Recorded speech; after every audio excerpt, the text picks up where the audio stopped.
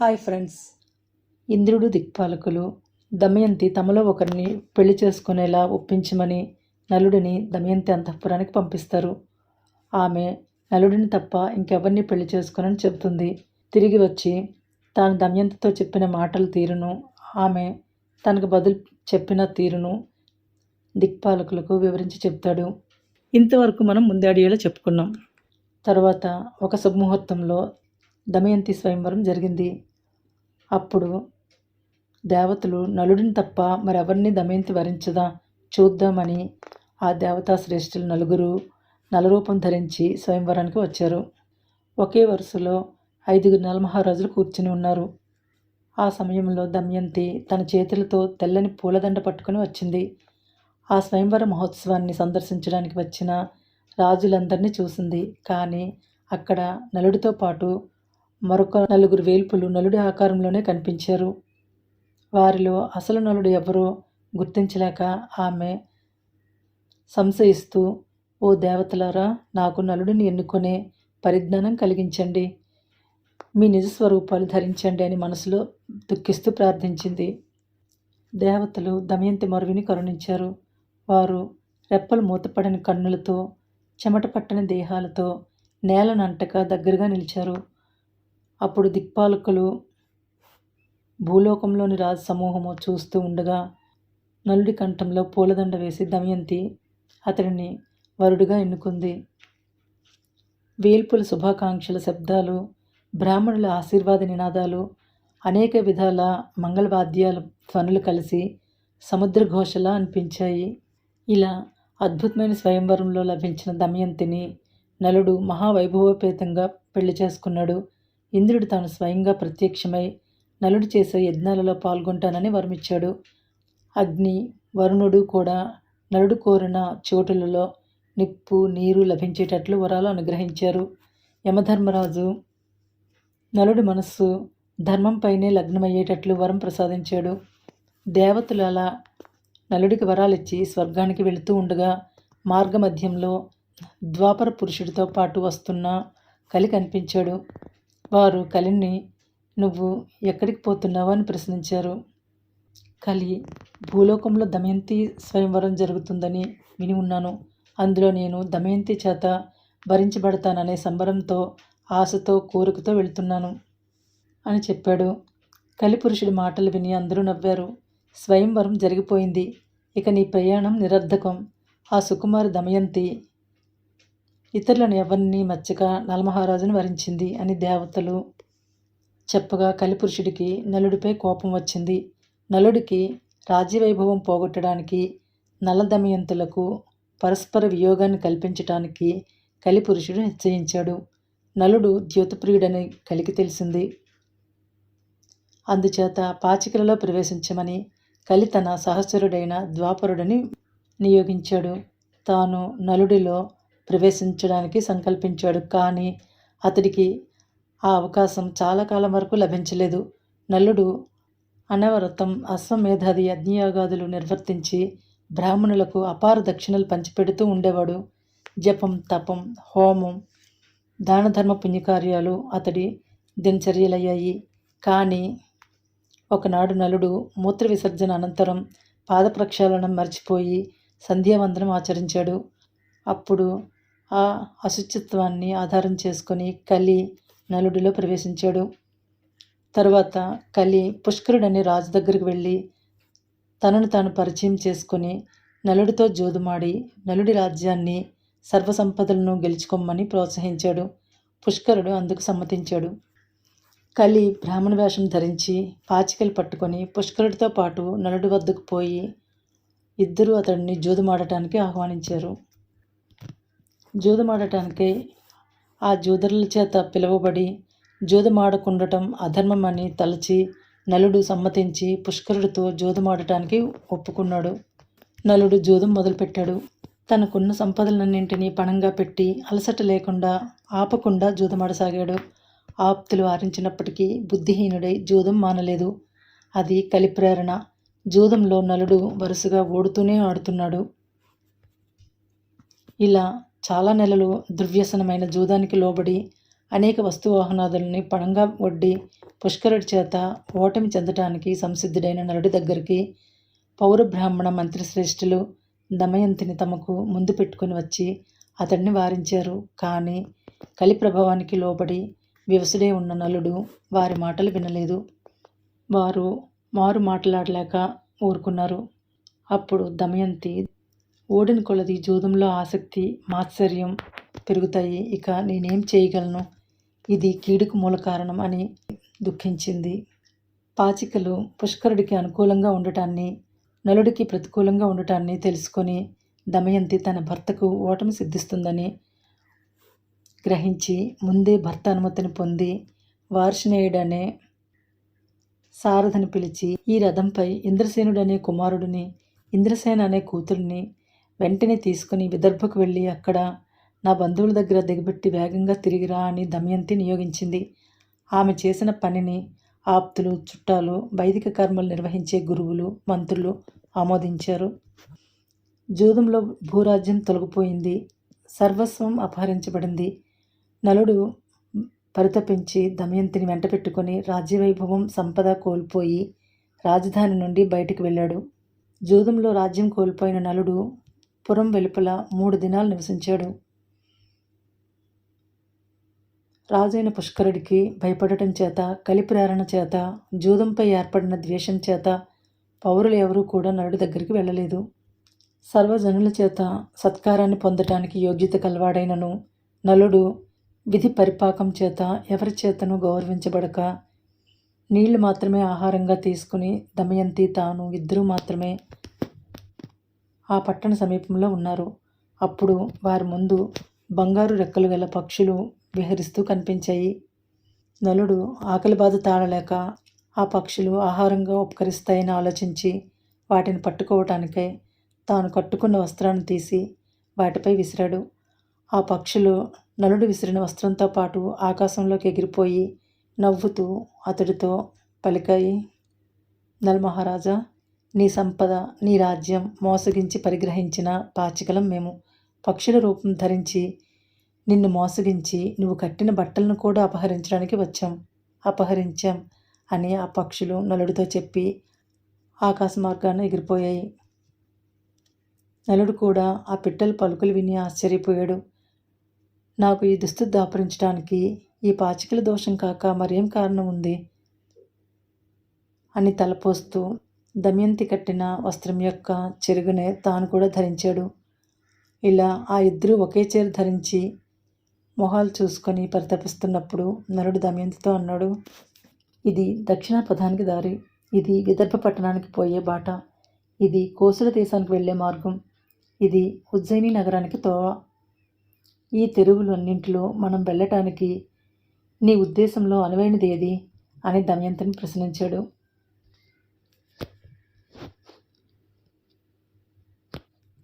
దమయంతి, నాతో ఈ అడవులలో కష్టాలు పడుతూ తిరగలేవు. ఇప్పుడు మీ పుట్టింటికి పోయి బంధుజనులతో సుఖంగా ఉండు అని నలుడన్నాడు. దుఃఖంతో దమయంతి నలుడితో అంది, నువ్వు నేను విదర్భకు వెళ్ళి సుఖంగా ఉందాం. క్రూర మృగాల చేత భయంకరాలైన ఈ అడవులలో కష్టాలను అనుభవించటం ఎందుకు? నలుడు మొహం వాల్చుకొని దమయంతితో అన్నాడు, నువ్వు చెప్పినట్లు విదర్భ ప్రభువు రాజ్యం కూడా మన రాజ్యంగానే భావించుకోవచ్చును. కానీ మునుపు నేను సమస్త సంపదలతో తొలతూగుతూ విదర్భకు వెళ్ళి బంధువులందరికీ అపరిమితమైన ఆనందాన్ని కలిగించేవాడిని కదా. ఇప్పుడు అంతా పోగొట్టుకొని పరమ దరిద్రుడినై అక్కడికి ఎలా పోగలను? నాకు ఎలా మోహం చెల్లుతుంది అని అన్నాడు. అతడితో దమయంతి అంది, గొప్ప దుఃఖమనే రోగంతో పీడితుడైన వాడికి మంచి మందు భార్యే సుమ. భార్యతో కూడి ఉన్నవాడికి ఎంతటి కష్టాలైనా అనుభవించినట్లు అనిపించవు. విసిగి ఉన్న సమయంలో, బడలిన సమయంలో, ఆకలైన వేళలో, దాహం వేసినప్పుడు మగవాడికి ప్రీతితో తోడ్పడి భార్యయే అతడి మనసులోని దుఃఖాలను పోగొడుతుంది. కాబట్టి ఈమె నాపై ఆధారపడి బ్రతికేదని, నన్ను అన్నిటో అనుసరించేదని, దయచూపు తగినదని నన్ను విడువక నేను నీతో రావటానికి సమ్మతించు అని దమయంతి నలుడిని ప్రార్థించింది. నలుడు, అలాగే చేస్తాను. నువ్వు నాకు నా ప్రాణాలతో సమానురాలువు. నిన్నెందుకు విడిచిపెడతాను? భయపడకు అని దమయంతిని ఓదార్చాడు. తర్వాత వారు అడవిలో ఏకాంతంగా ప్రయాణించి ఒకచోట ఒక గృహాన్ని చూశారు. నిర్మానుష్యమైన అడవిలోని ఆ ఇంటిలో మొరటు దుమ్ముతో బూడిద రంగుగా ఉన్న నేలపై పడుకున్నారు. నలుడు మార్గాయాసం తొలగించుకునడానికై కళ్ళు మూసుకున్నాడు. కానీ అతడికి నిద్ర రాలేదు. లేచి చూసేసరికి దమయంతి అతడి పాదాల సమీపంలో దారిలో పడిన శ్రమకు బాగా అలసిపోయి గాఢంగా నిద్రపోతుంది. అలాంటి దమయంతిని చూసి నలుడు భూరాజ్యంతో పాటు సమస్త సంపద శత్రువుల చేత అపహరించబడటము, హితులు, బంధువులు, మిత్రులు, సాధారణ పౌరులు తనను విడవటము, పెద్ద అడవిలో తాను తిరగటాన్ని నలుడు తలపోసి పరితపించాడు. ఈ దమయంతి మొదట మెత్తనైన పరుపులపై జాగ్రత్తతో చెలికత్తెల పాదాలు ఒత్తుతూ ఉంటే శయనిస్తూ ఉండేది. ఈరోజు ఈ దుమ్ము నేలపై నిద్రపోతున్నది. విధి పరిపాకం చేత ఇలాంటి కష్టాలు ఈమె నాకు భార్య అవటం చేత పొందుతున్నది కదా అని దుఃఖించాడు. నేను దమయంతి పరితాపం ఓర్వలేను కాబట్టి ఎక్కడికైనా వెళ్తాను. నేను వెళ్ళిపోతే ఈమె నన్ను కానుక చేసేది లేక తన బంధువుల దగ్గరికి వెళ్ళిపోతుంది. అలా ఆవిడకు నాతో అడవిలో పడవలసిన బాధలు తగ్గుతాయి అని నలుడు అనుకుని తాను పోవటానికి ఉద్రిక్తుడయ్యి ఆమె చీరలో కొంతమేర చించి తనకు కట్టుపుట్టంగా చేసుకున్నాడు. నలుడు కొన్ని అడుగులు ముందుకు నడిచాడు, కానీ అతడి కాళ్ళు కదలలేదు. దమయంతిపై తనకు గల స్నేహాన్ని తెంచుకోలేక తిరిగి వచ్చాడు. కలి ప్రభావం వలన నలుడు దమయంతిని ఎడం చేయటానికి ఉద్యమించేవాడు. గొప్పదైన స్నేహానుబంధం వలన దమయంతిని వీడజాలక ఉండేవాడు. ఇటు అనురాగ బంధం, అటు కలి ప్రభావం, ఈ రెండింటి వలన నలుడు ముందుకు వెనుకకు ఊయలల వలె ఊరట చెందలేక ఒక స్థిర నిశ్చయానికి రాలేక చాలాసేపు ఊగిసలాడాడు. చిన్న వయసులో ఉన్న దమయంతిని ఈ అడవిపాలు చేసి కఠినాత్ముడనై నేను ఎలా పోగలను అని తలపోయిక కలిపురుషుడి చేత ఆకర్షించబడి నలుడు దయలేని హృదయంతో ఆమెను విడిచి వెళ్ళిపోయాడు. తరువాత దమయంతి నిద్ర నుండి మెలుకుంది, కానీ భర్త అక్కడ కనిపించలేదు. తన చీర సగం చించబడి ఉంది. ఆమె 4 వైపులా తేరిపార చూసింది. భయంతో దుఃఖంతో కలత చెందింది. నల్ మహారాజా, దయ లేకుండా నన్నిలా వదిలిపెట్టి వెళ్ళడం నీకు న్యాయమేనా? నువ్వు ఎప్పుడు ధర్మం తప్పనివాడివి, సత్యసంధుడివి. భయపడుకోమని నన్ను ఓదారుస్తూ చెప్పిన మాటలు నువ్వు మరవటం న్యాయమేనా? పొదల్లో దాగి ఉన్నావా? ఎందుకు నాకు కనిపించవు? ఎందుకు నీకు ఈ కఠినత్వం? నేనెక్కడికి పోగలను? ఈ భయంకరమైన అడవిలో నిన్ను ఇంక నేను ఎలా చూడగలను? ప్రాణ సమానమైన నిన్ను ఎప్పుడు విడువనని నాతో చెప్పావు కదా. నువ్వు ఆడిన మాట నిలుపుకో అని దమయంతి బిగ్గరగా మొరపెట్టుకుంటూ అడవిలో తిరిగింది. ఆమె తన ఒంటరితనానికి అబలగా, తన బలహీనతకు అడుగులు మోపితే ముళ్ళ వలన, క్రూర జంతువుల వలన, పాముల వలన దాపురించే భయానికి చింతించలేదు. కానీ తన భర్తకి ఎటువంటి తోడు లేనందుకు భరించరాని ఆకలి దప్పులు, శ్రమ మూలంగా తనకు కలిగే వేదనకు దుఃఖించింది. ఆ అడవిలో దమయంతి అలసట చెందుతుంది. పక్షుల అరుపులకు భయపడుతుంది. తీవ్రమైన ఎండవేడిని భరించలేక చెట్ల నీడలో నిలుస్తుంది. ఎలుగుబంట్లను, పెద్ద పులులను చూసి భయపడి పరిపరి విధాల పరితపిస్తుంది. దట్టంగా ఎదిగిన పొదలను పక్కకు నెడుతూ, ముళ్లకు మెల్లగా దూరంగా తొలగి నడుస్తూ, దిక్కులు చూస్తూ, తొట్టుపడుతూ, కింద పడుతూ, లేస్తూ దమయంతి వణుకుతూ అడవిలో తిరుగాడుతూ ఉంది. అలా నడుస్తూ సమీపించిన దమయంతిని ఆకలిగొన్న ఒక కొండ చిలువ పట్టుకోగా దమయంతి కదలలేకపోయింది.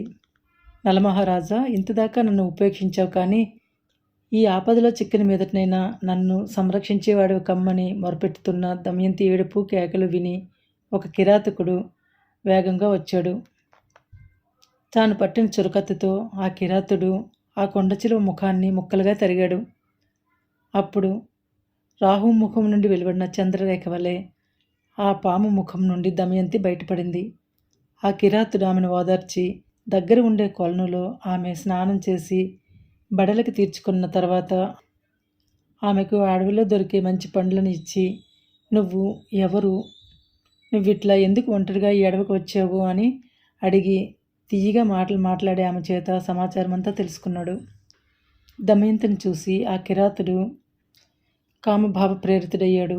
వెంటనే అతడు మచ్చలేని చరిత్ర గల ఆమెకు తన మనసులోని కోరికను వేడుకతో చెప్పాడు. దమయంతి పరమ పవిత్ర చరిత్ర, అగ్నిజ్వాల వంటిది.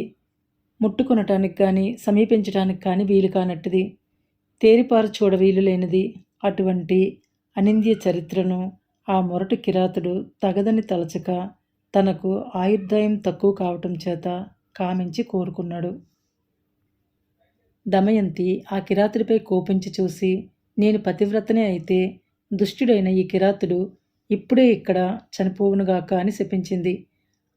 అప్పుడు కిరాతుడు నిప్పుచేత దహించబడిన చెట్టు వలె నేలపై కూలి మరణించాడు. తరువాత తన పాతివ్రత్య మహాత్మ్యంతో దమయంతి తన హృదయంలో రాజులలో శ్రేష్ఠుడైన తన భర్త నలమహారాజును ధ్యానిస్తూ పతివ్రత మహాత్మ్యం వలన భయంకర అరణ్యంలోని క్రూర సర్పాలకు, పెద్ద పులులకు, క్రూర మృగాలకు భయపడక ప్రయాణం సాగించింది. దమయంతి కారడవిలో నలుడిని వెతికింది. చెట్టును అడిగింది, ఓ సహకార వృక్షమా, నాకు ప్రీతిని చేకూర్చి నాతో సహకరించే నా భర్త నలమహారాజును చూసావా?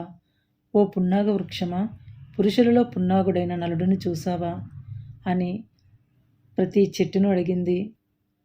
ఆమె ఎండలో అడవిలో అడుగులు బొబ్బలెక్కేటట్లు తిరుగుతూ చెట్టును పలకరిస్తూ తిరిగింది. వేడి నేలపై నడవలేక సెలయేళ్లలో నిలబడి పిలిచింది. కొండ చర్యల దాపుల్లో వెతికింది. కొండ గుహలలో తొంగి తొంగి చూసింది. అలా దమయంతి తన భర్త కొరకు వెతుకుతూ భయంకరమైన అడవిలో దిక్కుతోచక తిరుగుతూ ఉంది. అప్పుడు తన ఎదుట తన పూర్వపుణ్యఫలం వలన ఆ అడవిలో అల్లంత దూరాన ఒక ఋష్యాశ్రమ స్థలాన్ని చూసింది.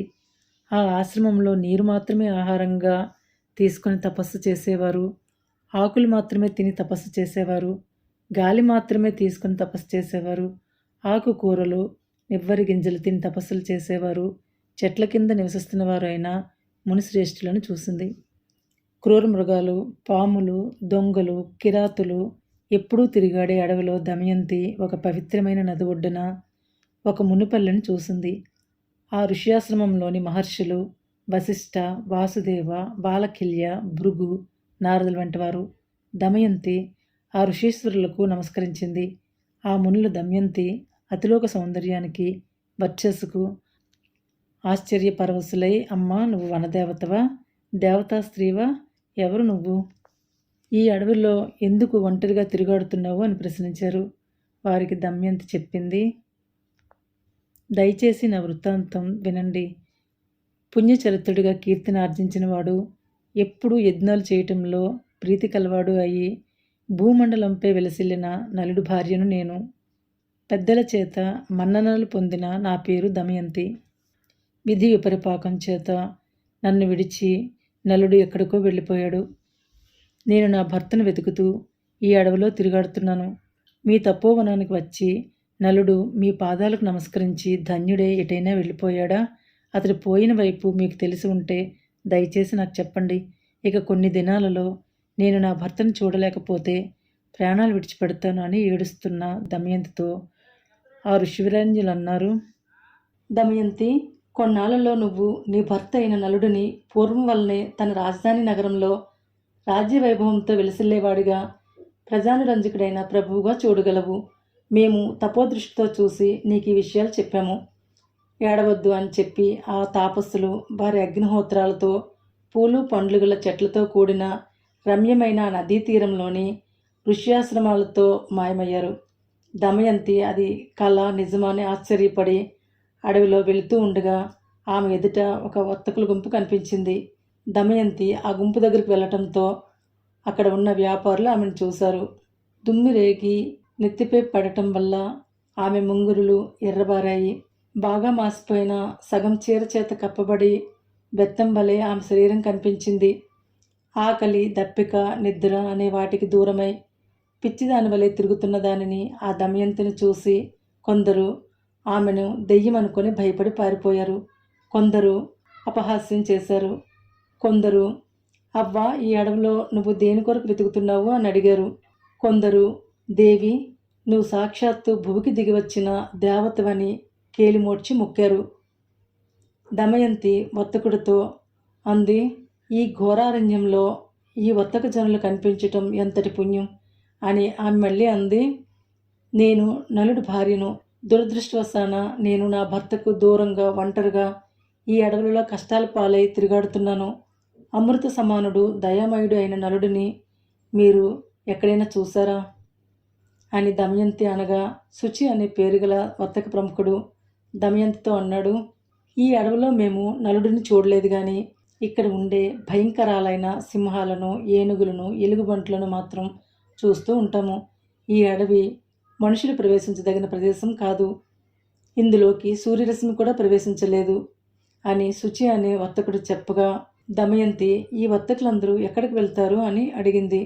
ఈ వర్తకులందరూ చేది ప్రభువు సుబాహు యొక్క రాజధాని నగరానికి వెళ్తారు అని శుచి బదులు చెప్పాడు.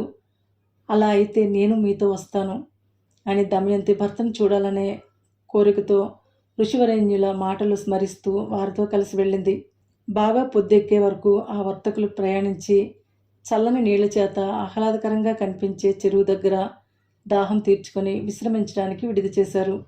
నడిరేయి నీరు తాగటానికి అడవి ఏనుగుల గుంపులు ఆ చెరువు దగ్గరకు వచ్చాయి.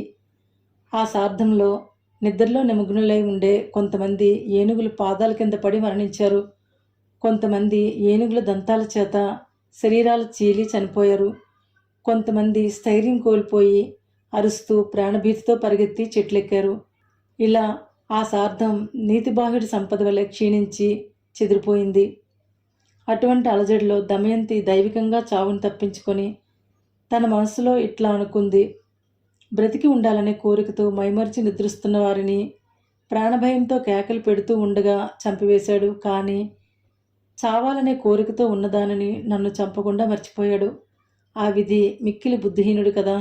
ఈ సార్థంతో వెళ్ళి ఈ అడవిలో పడే బాధలు తొలగించుకుందామని తలచి ఉన్నాను. కానీ ఏనుగుల గుంపని అగస్త్యుడి చేత ఈ సార్థం అనే సముద్రం పీల్చివేయబడింది. ఇది పూర్వజన్మ కర్మఫలమో లేక నా స్వయంవరం నాడు ఆలోచించక నన్ను కోరి వచ్చిన దేవతాశ్రేష్ఠులు చూస్తూ ఉండగా నేను నలుని వరించటం అపకారంగా తలచి ఇలాంటి కష్టాలు నాకు తెచ్చిపెడుతున్నారో.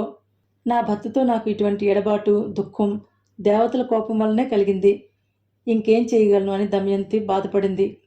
అలా పరితపిస్తూ దమయంతి తెల్లవారుగానే చావగా మిగిలిన ఆ వర్తకులలోని బ్రాహ్మణ శ్రేష్ఠులతో కలిసి ప్రయాణించి కొన్నాళ్లకు చేది దేశ రాజధానికి చేరి జనసమర్థం గల రాజమార్గాన్ని సమీపిస్తూ ఉండగా సూర్యకిరణ సమూహం చేత బూడిద రంగు కలదుగా చేయబడి వెలవెలపోయిన ప్రాతకాల చంద్రరేఖ వలె కాంతి కోల్పోయి అలసిపోయి కూడా అందమైన ఆకృతి కలిగిన ఆ దమయంతిని మేడపై నుండి రాజమాత అల్లంత దూరాన్ని చూసి తన దాదితో అంది, చినిగిపోయి బాగా మాసిపోయిన చీర కట్టుకుని దుమ్ము చేత ఎర్రవారిన ముంగుర్లు అటూ ఇటూ కదులుతూ ఉండగా పిచ్చిదాని వేషం వేసుకున్న లక్ష్మీదేవి వలె ఇటు వస్తున్న ఆమెను చూసావు కదూ. నాకు ఆ కోమలాంగిపై అత్యంతమైన ప్రేమ ఏర్పడింది. నువ్వు పోయి ఆమెను ఇక్కడికి తీసుకొనిరా అని రాజమాత తన దాదిని పంపించింది. ఆ దాది వెళ్ళి దమయంతిని వెంటబెట్టుకుని రాజమాత దగ్గరికి వచ్చింది. రాజమాత దమయంతితో, నువ్వెవరు, ఇక్కడికి ఇలా ఎందుకు పరమ శోకమూర్తివై కనిపిస్తున్నావు అని ప్రశ్నించింది. అప్పుడు దమయంతి బదులు చెప్పింది, అమ్మా, నా పతి పరాక్రమోపేతుడైన వీరుడు, శత్రువులను జయించినవాడు. కానీ ఆయన జూదమాడి ఓడిపోయి రాజ్యాన్ని వదిలి వెళ్ళగా నేను కూడా నీడవలే వెన్నంటి వెళ్ళి ఒకచోట మైమరిచి నిద్రించి విధివశాన అతిగా ఆకలిచే బాధితుడైన భర్త చేత విడవబడ్డాను. అప్పటి నుండి ఏకవస్త్రం మాత్రమే కట్టుకున్న వాడిని, నిలువు నీడలేని వాడిని వెతుకుతూ సైరంధ్రి వృత్తిని చేపట్టి భర్త ఎడబాటు వలన తప్పించి దుంపలు, వేళ్ళు, పండ్లు ఆహారంగా, మృగాలే సహాయంగా పొద్దుకుంకిన వేళ నేనెక్కడ ఉంటే అదే అప్పటికి నివాసంగా అడవుల్లో తిరిగాడాను అని దమయంతి చెప్పింది. తరువాత రాజమాత ఆమెతో అంది, నువ్వు నా దగ్గరే ఉండు, నీ భర్తను వెతకటానికి బ్రాహ్మణోత్తములను పంపగలను అని రాజమాత అంది. సంతోషించి దమయంతి ఇలా అంది, నేను సైరంధ్ర వృత్తిలో ఉన్నప్పటికీ ఎంగిలి తినను, కాళ్ళు పిసకటం వంటి పనులు చేయను. నా భర్తను అన్వేషించడానికి వెళ్ళే బ్రాహ్మణులతో తప్ప ఇతర పురుషులతో మాట్లాడను. ఆ విధంగా నువ్వు అంగీకరిస్తేనే నీ దగ్గర ఉండగలను అని దమయంతి చెప్పింది. నీ ఇష్టం వచ్చినట్టు ఉండవచ్చు అని రాజమాత అంగీకరించింది. ఆమెను తన కూతురు సునందకు అప్పగించింది. దమయంతి అలసిపోకుండా పుణ్యప్రదమైన నోములు నోస్తూ భర్తనే హృదయంలో ధ్యానిస్తూ భరించరాని వియోగ దుఃఖంతో బాధపడుతూ సైరంధ్రిగా చేది భూపతిపురంలో ఉంది. అక్కడ నలుడు దమయంతిని విడిచిపెట్టి అడవిలో వెళుతూ ఉన్నాడు. అప్పుడు అతడు తన ముందు ఎడతగిన నిప్పురవ్వల దొంతర్లు ఆకాశమార్గాన్ని అంటుతూ పెద్ద పెద్ద చెట్లను సైతం దహించి వేస్తున్న దావాగ్నిని చూసి ఆ దావాగ్ని మధ్యలో నుండి, ఓ మహారాజా, నన్ను మన్ననతో రక్షించడానికి ఇక్కడికి వేగంగా రా అనే ఆర్తనాదం విన్నాడు. ఆ అగ్ని మధ్యంలో చుట్టలు చుట్టలుగా శరీరాన్ని ముడుచుకొని భయపడుతున్న వాడైన ఒక నాగకుమారుడిని చూశాడు. ఆ నాగకుమారుడు నలుడికి నమస్కరించాడు. నా పేరు కర్కోటకుడు. కర్మవశాన ఒక బ్రహ్మర్షిని నిందించి అతడి శాపం వలన కదలక పడి ఉన్నాను.